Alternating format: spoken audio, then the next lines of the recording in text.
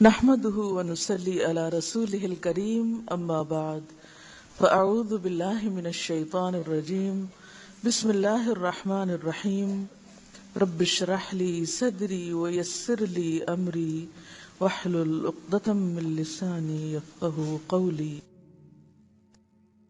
آج ہم نماز باجماعت کے بارے میں پڑھیں گے۔ صفحہ نمبر 121، نماز باجماعت۔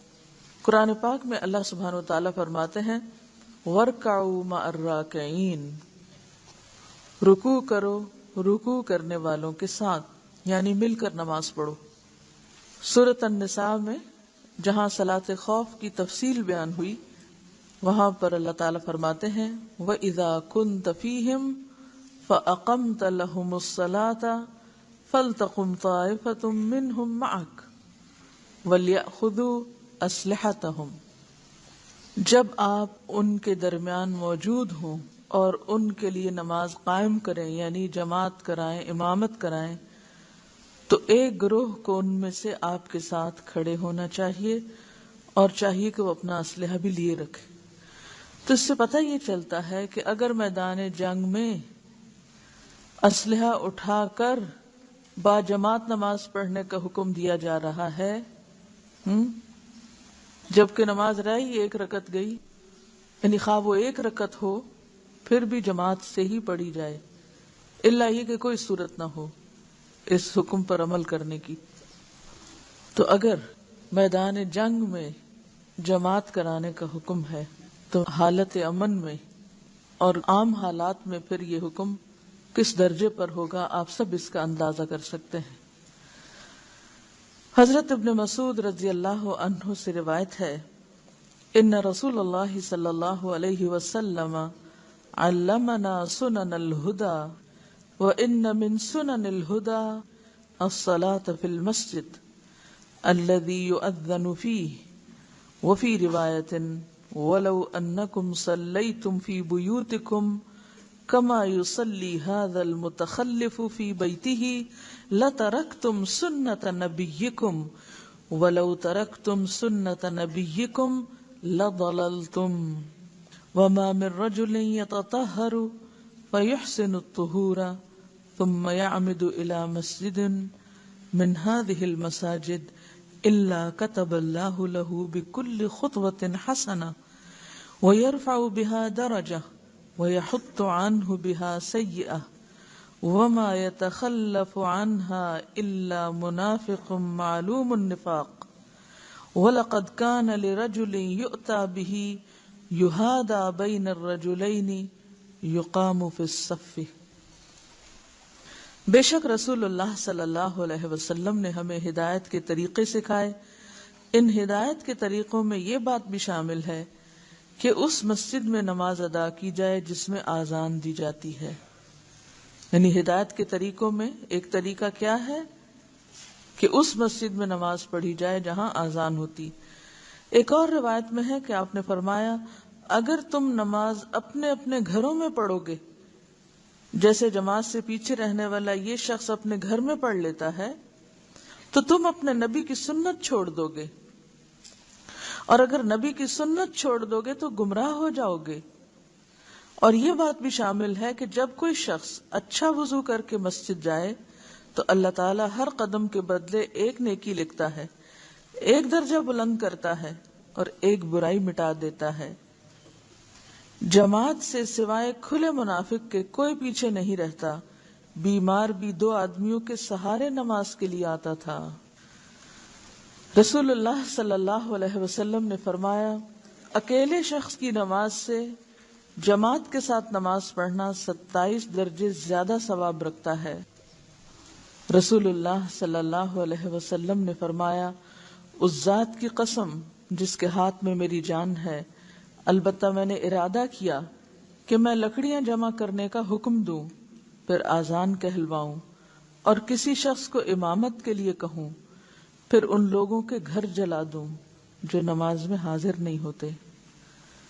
حضرت عبداللہ بن ام مکتوم رضی اللہ عنہ نابینا تھے۔ انہوں نے اپنے اندھے ہونے کا عذر پیش کر کے اپنے گھر پر نماز پڑھنے کی اجازت چاہی۔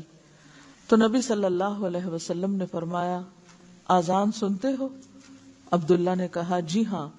آپ نے فرمایا تو پھر نماز میں حاضر ہو۔ آپ سوچئے ذرا کہ نابینا کو گھر میں نماز پڑھنے کی اجازت نہیں ملی، اور آنکھوں والے جو اذان سن کے مسجد میں نماز پڑھنے نہیں جاتے، ان کا قیامت کے دن پھر کیا حال ہوگا۔ ایک اور حدیث میں آتا ہے جو شخص اذان سنے پھر باجماعت نماز ادا نہ کرے تو اس کی کوئی نماز نہیں، یعنی اس کی نماز ہی نہیں،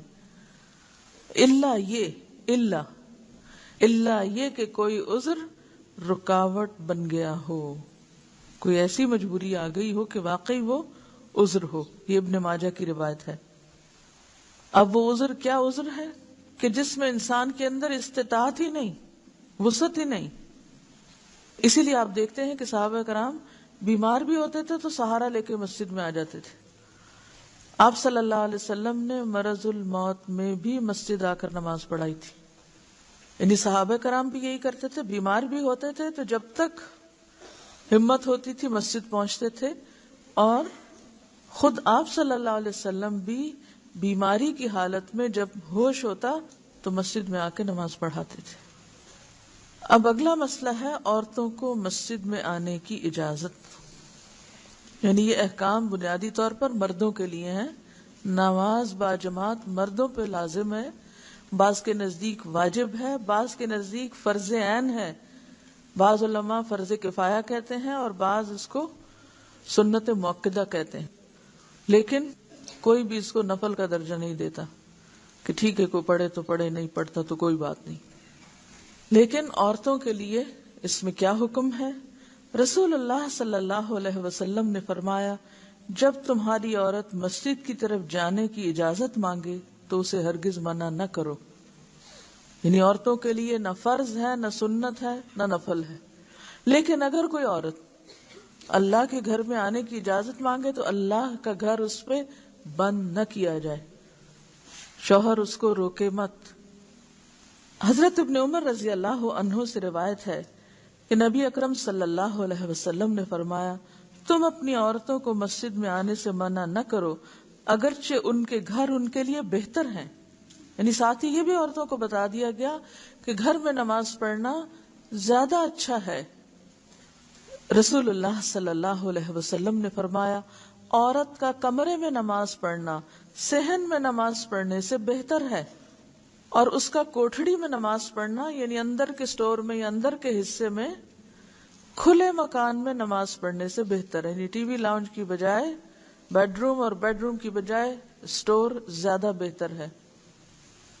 عورتوں کو خوشبو لگا کر مسجد جانے کی ممانعت ہے، یعنی اگر وہ جائے رخصت ہے، اجازت ہے، لیکن پھر وہ زیب و زینت کے ساتھ نہ جائے۔ مراد یہ ہے کہ جن حدود کا اللہ نے پاس رکھنے کا حکم دیا ان حدود کی پابندی کے ساتھ وہ مسجد جائے۔ اب آپ دیکھیے کہ اگر پسندیدہ گھر ہے اور گھر کا بھی اگلا حصہ ہے تو پھر یہ رخصت کیا معنی رکھتی ہے، یہ اجازت کیا معنی رکھتی ہے؟ تو اس میں یاد رکھیے کہ بعض حالات ایسے ہوتے ہیں یا بعض ایکسیپشنل صورتیں ایسی ہوتی ہیں کہ جس میں مسجد جانا گھر سے بہتر ہو جاتا ہے۔ استثنائی صورتیں، مثلا مسجد الحرام جہاں ایک نماز کتنے نماز کے برابر ہے؟ 1,00,000 نماز کے برابر۔ مسجد نبوی 1000، اسی طرح مسجد اقصی۔ اب آپ دیکھیے، اب آپ یہاں سے مکہ تو چلے جائیں اور ہوٹل میں نماز پڑھ لیں لیکن مسجد نہ جائیں، تو جو لوگ کہتے ہیں نا نہیں ہوٹل میں ہی پڑھ لیں یا جو جگہ بھی انہوں نے لی وہاں پڑھ لیں، تو بات یہ ہے کہ ہوٹل بہتر ہے یا مسجد بہتر ہے؟ اگر دو میں آپ کمپیریزن کریں تو ہوٹل اور مسجد میں کریں نا، وہاں آپ کا اپنا گھر تھوڑی ہے۔ تو وہاں جا کر بھی ہوٹل میں پڑھنے سے بہتر کیا ہے پھر اب؟ مسجد۔ دوسری بات، رمضان کا موقع ہے، اب آپ کو قرآن حفظ نہیں، آپ کے محلے میں آپ کے قریب وسینٹی میں ایسی مسجد ہے جہاں اہتمام ہے، اور یہ بھی آپ کو معلوم ہے کہ جب بہت سارے لوگ اکٹھے ہو کے نماز پڑھتے ہیں تو اس کے اپنے فائدے بھی ہیں۔ تو اگر کبھی عورت اپنے گھر کی ذمہ داریوں سے فارغ ہے اور وہ وہاں جا کر پڑھنا چاہتی ہے نماز تو پڑھ سکتی ہے. تیسری چیز، بعض ایسے ممالک ہیں جہاں گھروں میں مسجد سے اذان کی کوئی آواز نہیں آتی، جہاں کا پورا ماحول ایک غیر اسلامی ماحول ہے. وہاں آپ کو مسلمانوں کی اجتماعیت بھی کہیں نہیں ملتی. وہ کوئی مسلمان کہیں رہتا، کوئی کہیں رہتا، کوئی کہیں رہتا، کوئی قریب مسجد نہیں. اب اگر مسلمان گھرانوں میں خواتین موجود ہیں اور وہ سال ہا سال اذان نہیں سنتی، سال ہا سال مسلمانوں کی اجتماعیت کو نہیں دیکھتی، تو ان کی حالت کیا ہوگی؟ تو اللہ کا گھر انسان کے اندر ایک اور طرح کا ایمان اور ایک اور کیفیت پیدا کرتا ہے، یعنی ماحول انسان پر اثر انداز ہوتا ہے. لہذا ایسی صورت میں کیا کرنا چاہیے کہ جب آپ یہ سمجھیں کہ مسجد جانا آپ کے ایمان میں اضافے کا سبب ہے یا اجر و ثواب میں اضافے کا سبب ہے، تو اس وقت پھر تعصب کا ثبوت نہ دے. اور اسی وجہ سے ہم دیکھتے ہیں کہ صحابیات آپ صلی اللہ علیہ وسلم کے زمانے میں فجر اور عشاء تک کی نمازیں بھی مسجد میں پڑھا کرتی تھی اور کوئی روکتا نہیں تھا. ہاں، بعد میں جب علماء نے دیکھا کہ حالات خراب ہو گئے ہیں تو پھر اس کو ڈسکریج بھی کیا گیا. اعتدال کا راستہ کیا ہے کہ عام حالات میں آئیڈیل سچویشن کیا ہے؟ عام حالات میں آپ گھر پر ہی رہیں، وہیں نماز پڑھیں، اندر کے حصے میں زیادہ خشوع خضوع ہوگا. لیکن اگر آپ بازار جا رہی ہیں شاپنگ کے لیے تو نماز قضا کرنے کی بجائے بہتر ہے کہ راستے میں کوئی مسجد ہے تو ایک طرف ہو کے نماز ادا کر لیں. یا آپ حج عمرے پر ہیں یا اور اسی طرح کے خاص مواقع ہیں، جیسے عید کا موقع ہے، جیسے رمضان کی تراویح کا موقع ہے، تو اس موقع پر آپ اجتماعی عبادت میں بھی شریک ہو سکتے ہیں. یہ رخصت اسی لیے رکھی گئی ہے. نماز با جماعت کے متفرق مسائل. متفرق کا کیا معنی ہوتا ہے؟ مختلف. رسول اللہ صلی اللہ علیہ وسلم نے فرمایا، اذا اقیمت الصلاة ووجد احدکم الخلاء فلیبدأ بالخلاء. اگر جماعت کھڑی ہو جائے اور کسی شخص کو پیشاب وغیرہ کی حاجت ہو تو پہلے اس سے فراغت حاصل کرے، پھر نماز پڑھے. یعنی جسم پر کوئی ایسی کیفیت نہیں ہونی چاہیے جس سے نماز کا خشوع متاثر ہو یا نماز میں دھیان بار بار اس طرف جا رہا ہو. جو شخص اذان سن کر مسجد میں جماعت کے لیے بغیر کسی عذر کے نہ پہنچے، یعنی گھر میں نماز پڑھ لے، تو رسول اللہ صلی اللہ علیہ وسلم نے فرمایا اس سے نماز قبول نہیں کی جاتی. یہ ابن ماجہ کی روایت ہے. اسے امام ابن حبان، حاکم اور ذہبی نے صحیح کہا ہے. یعنی اس قدر تاکید ہے مسجد جانے اور جماعت کے ساتھ خصوصاً نماز پڑھنے کی مردوں کے لیے. جس جگہ 3 آدمی ہوں اور وہ جماعت سے نماز نہ پڑھیں تو ان پر شیطان غالب ہوتا ہے.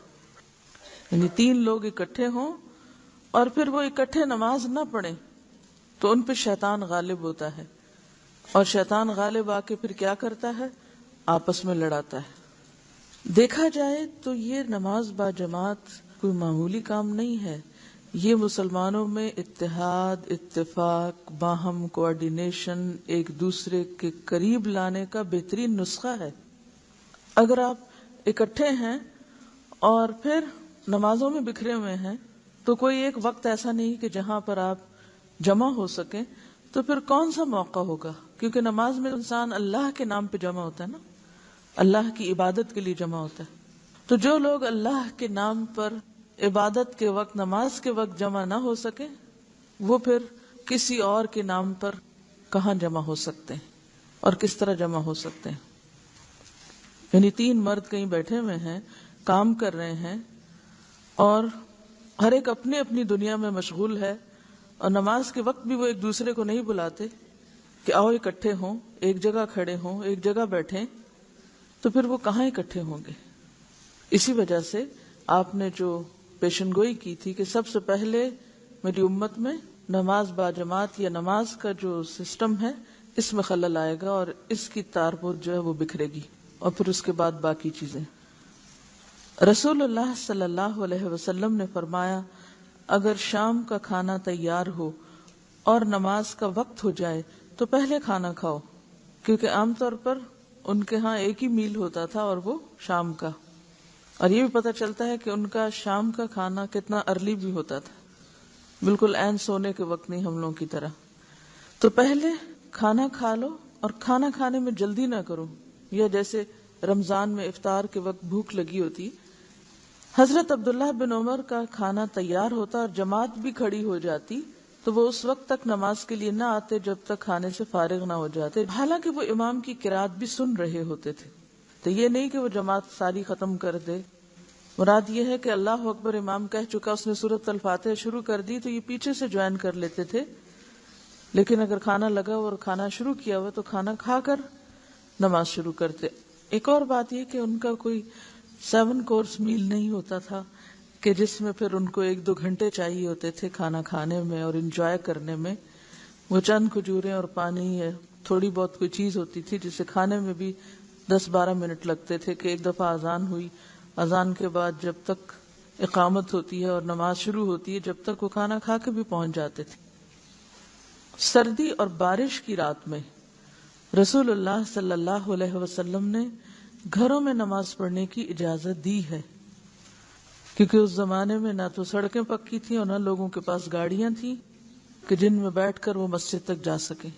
آج جب کہ یہ ساری سہولتیں موجود ہیں اور سردی کے انتظامات گھر میں بھی ہیں اور مسجد میں بھی ہیں.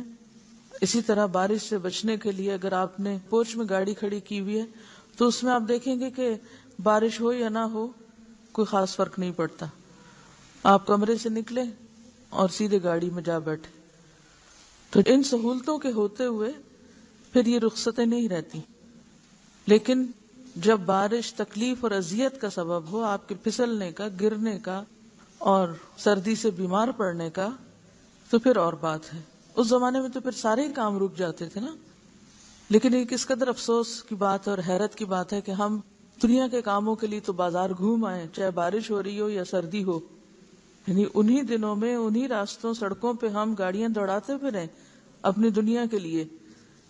لیکن جب نماز کا وقت ہو تو یہ حدیث یاد کر لیں کہ وہ اجازت ہے گھر میں پڑھنے کی، کیونکہ سردی ہے آج یا بارش ہے آج. تو یہ بھی دیکھا جائے گا کہ کس کانٹیکسٹ میں یہ بات کہی گئی ہے.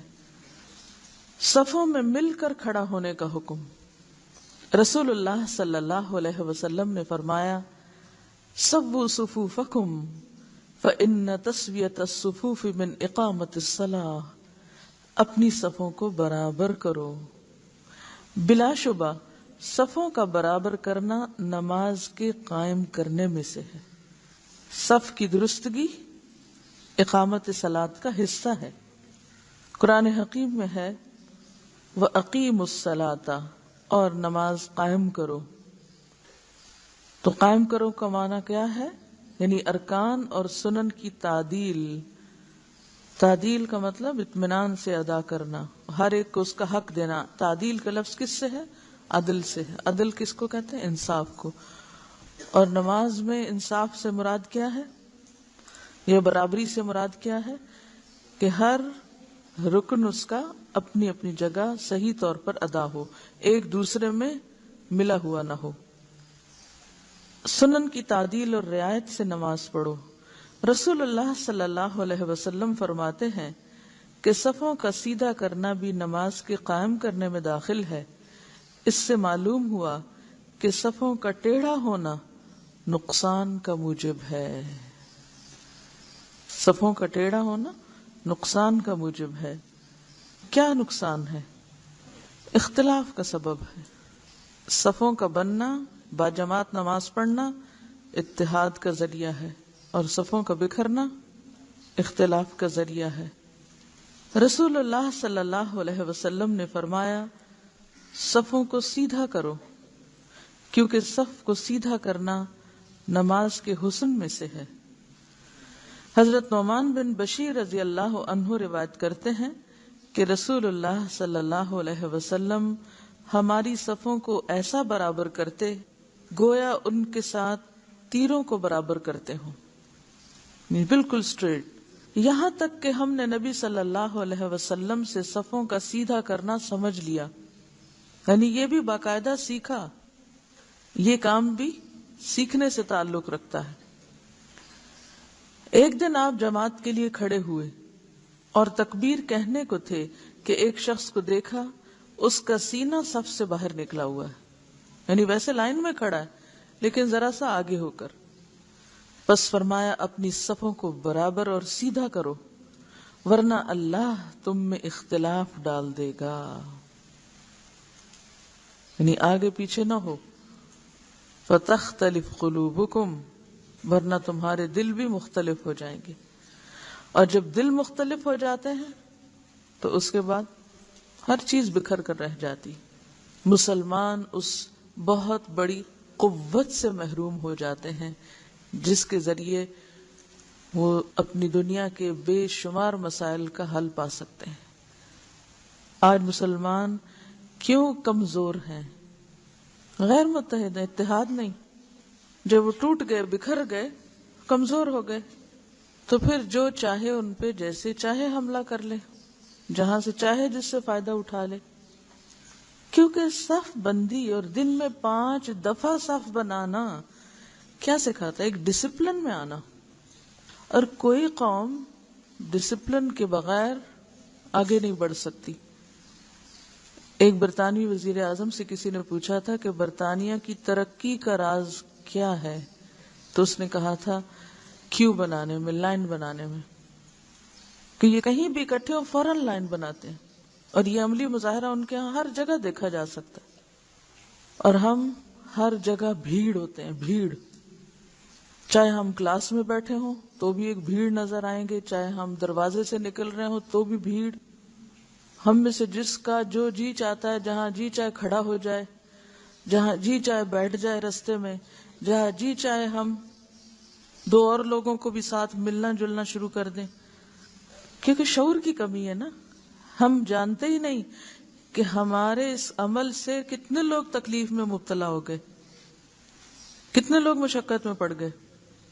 اگر ہم راستے میں صرف اپنے جوتے تلاش کرنے کے لیے راستہ روک کے کھڑے ہو جائیں، یا خود وہیں کھڑے ہو کے پہننا شروع کر دیں اور پیچھے کی ساری لائن کو روک دیں، اور پھر دوسرا شخص لائن توڑ کے گھس کے باہر نکلنے کی کوشش کرے، اس کو پش کرو، اس کو دھکا دو، تو نتیجہ کیا نکلے گا؟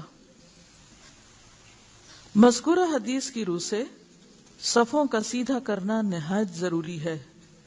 اقامت ہو چکنے کے بعد جب صفیں سیدھی، درست اور برابر ہو جائیں تو پھر امام کو تکبیر اولیٰ کہنی چاہیے۔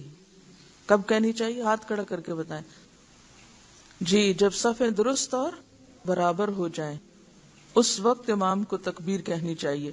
اس سے کیا پتہ چلتا ہے کہ یہ امام کی ذمہ داری میں سے ہے کہ صف سیدھا کرے، اور یہ صرف مسجد کے اندر نہیں بلکہ کلاس روم کے اندر بھی کس کی ذمہ داری ہے؟ استاد کی ذمہ داری ہے۔ کسی بھی جگہ کہیں پر بھی آپ ہوں، جو بھی ذمہ دار ہیں ان سب کی ذمہ داری ہے کہ جو بھی لوگ ان کے ماتحت ہیں ان سب کو ایک ڈسپلن میں رکھیں، ایک ترتیب میں رکھیں۔ اور یہی ترتیب ہماری زندگی میں اگر آتی ہے تو ہی ہم اپنے وقت کا بھرپور اور صحیح استعمال کر سکتے ہیں۔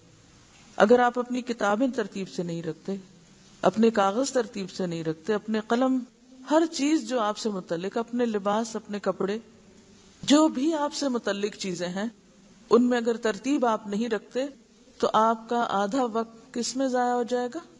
چیزوں کو ڈھونڈنے میں، یا پھر نہ ملنے کی صورت میں فرسٹریشن، نہ ملنے کی صورت میں غلط چیز کے استعمال میں۔ تو آپ وہ نہیں کر سکیں گے جو آپ کر سکتے ہیں یا آپ کو کرنا چاہیے۔ بعض لوگ لکھتے وقت بھی بالکل بے اعتدالی کا ثبوت دیتے ہیں، کوئی لائن کے اوپر لکھ رہے ہیں، کوئی لائن کے بیچ میں لکھ رہے ہیں، کوئی گیپ چھوڑ کے لکھ رہے ہیں، بس لکھتے چلے جا رہے ہیں، اس لیے کہ اصل مقصود ان کے نزدیک لکھنا ہے، یہ نہیں دیکھنا کہ پیراگراف بنا ہے یا نہیں، لائن کہاں سے شروع ہو رہی ہے، کہاں اینڈ ہو رہی ہے، کیونکہ کسی چیز میں ترتیب ہے ہی نہیں۔ کچن دیکھ لو تو بے ترتیب، کمرہ بیڈ روم دیکھ لو تو بے ترتیب، الماری کھولو تو بے ترتیب، واش روم تو بے ترتیب، ہر چیز بے ترتیب۔ تو جب زندگی میں بے ترتیبی آ جاتی ہے، آپ آرگنائزڈ نہیں ہیں پرسنل لیول پر، تو آپ اجتماعی زندگی میں کبھی بھی آرگنائز نہیں ہو سکتے، اور اگر آپ خود نہیں ہیں تو آپ کسی کو بھی نہیں کر سکتے۔ اور پھر دین کا کام یعنی اللہ کی مسجد سے ترتیب شروع ہوتی ہے، اللہ کے گھر سے ترتیب شروع ہوتی ہے، قبلہ ترتیب قائم کرنے کے لیے ہے۔ تو یہ ترتیب اگر ہمارے دین کے پہلے رکن سے شروع ہو رہی ہے تو اس کا دائرہ کار کہاں تک پھر جاتا ہوگا؟ آخر تک، ہر چیز میں ترتیب۔ تو آج ہمیں صرف نماز میں نہیں بلکہ اپنی زندگی کی باقی تمام چیزوں کا جائزہ لینا ہے، اپنی ساری بلانگنگس، اپنے دراز، اپنے الماری، اپنے کپڑے، اپنے ہر چیز۔ اور اگر آپ ایک دن میں سب کچھ نہیں کر سکتے تو دن مقرر کر لیا کریں، آج کے دن میں اپنی الماری ٹھیک کروں گی، آج کے دن کچن کی ترتیب۔ کیونکہ ایسا شخص جو چیز اٹھاتا ایک جگہ سے ہے رکھتا دوسری جگہ ہے، وہ کس قدر اذیت کا باعث بنتا ہے دوسروں کے لیے بھی۔ یعنی وہ صرف اپنا وقت ضائع کرنے کا مجرم نہیں، وہ سارے متعلقین کا وقت ضائع کرنے کا مجرم ہے۔ علامہ اقبال کہتے ہیں، مسلمانوں میں خون باقی نہیں ہے، محبت کا جنون باقی نہیں ہے۔ جس میں خون نہ ہو وہ کون ہوتا ہے؟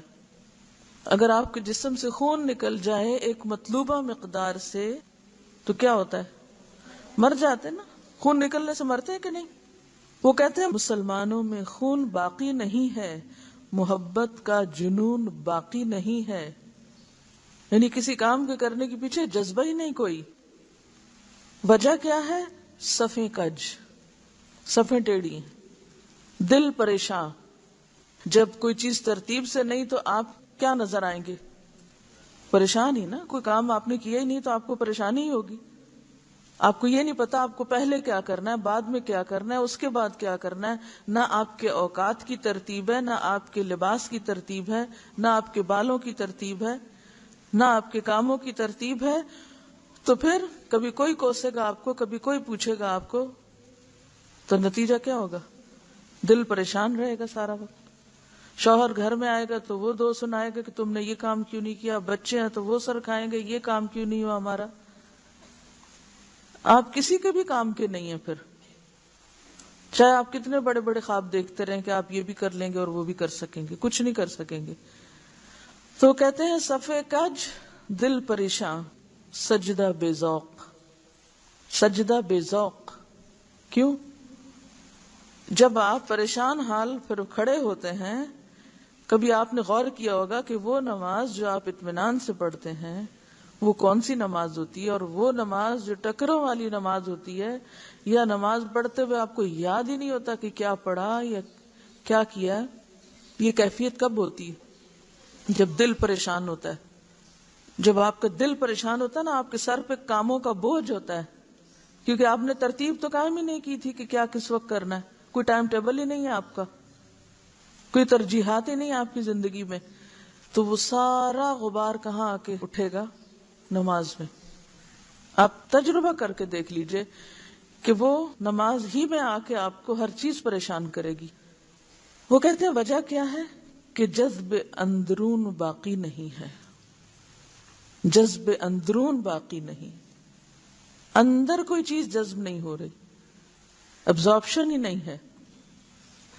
صفوں کا ٹیڑھا پن، باہمی پھوٹ، دلوں کے اختلاف اور باہمی کدورت پریشانی کا باعث ہے۔ یعنی دلوں میں بھی کدورت آتی ہے پھر، کیونکہ جب زندگی میں ترتیب نہ ہو تو ہر وقت ایک چپکلش اور ایک کھچاؤ کی کیفیت رہے گی۔ پھر اس کا نتیجہ کیا ہوگا کہ دلوں میں کدورت آئے گی ایک دوسرے کے خلاف۔ حضرت انس رضی اللہ عنہ روایت کرتے ہیں کہ رسول اللہ صلی اللہ علیہ وسلم نے فرمایا، اپنی صفیں ملی ہوئی رکھو، اپنی صفیں ملی ہوئی رکھو، یعنی کندھے سے کندھا اور قدم سے قدم ملا کر کھڑے ہو، اور صفوں کے درمیان نزدیکی کرو۔ اس کا کیا مطلب ہے؟